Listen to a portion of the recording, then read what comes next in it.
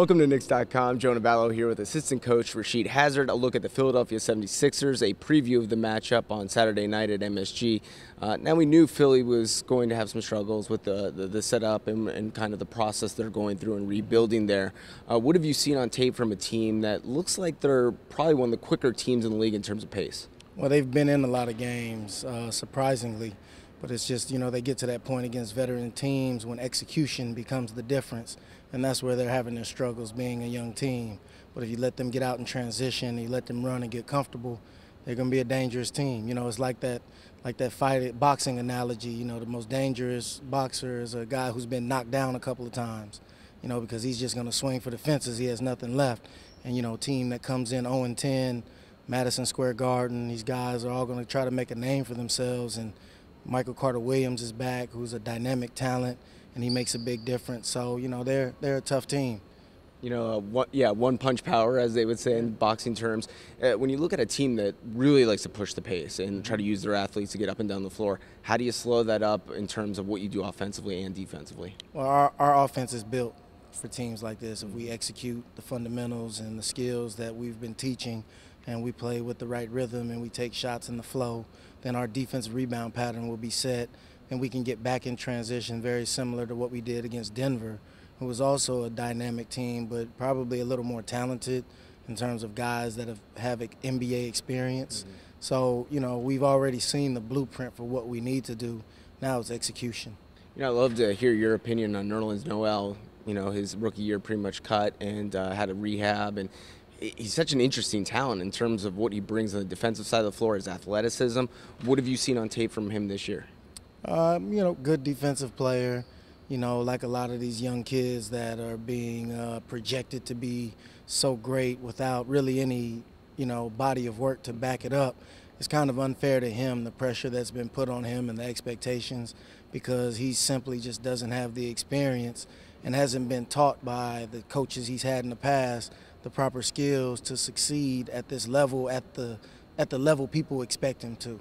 I mean, he is a dynamic talent, and he has some very interesting things that he does in the game, but he's unprepared, and it's just not fair to him. And I hesitate to make an assessment and to, say anything negative about him, because he seems like a very nice young man, and he's just, working hard at his craft, and he seems to work hard every day, and he's just trying to do his job to the best of his ability. So, I see some flashes of him being able to affect the game defensively, but he's a kid, he's young, he's very light in the tail, as we say, and, he's going to have trouble banging up against grown men. That's the bottom line.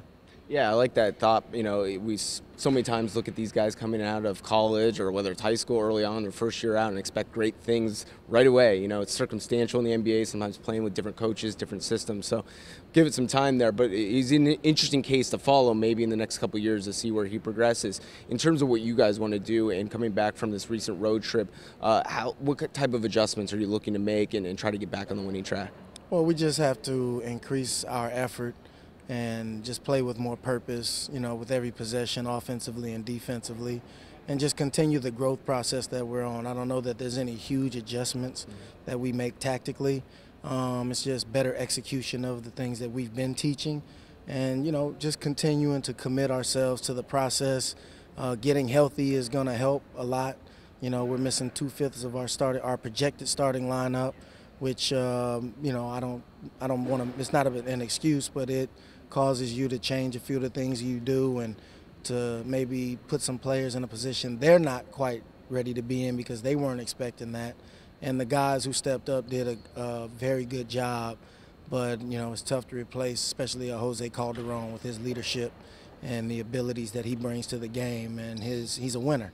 I mean, he plays for that Spanish national team, and that's a very dynamic team. He's been their leader for years, and he's a proven winner, if you ask me. So we've really missed his leadership on the floor. Yeah, you talk about a guy probably brings a lot of stability too, just in the huddle and on the floor. There's probably only so much he can do when he's on the sidelines and in practice in terms of helping out.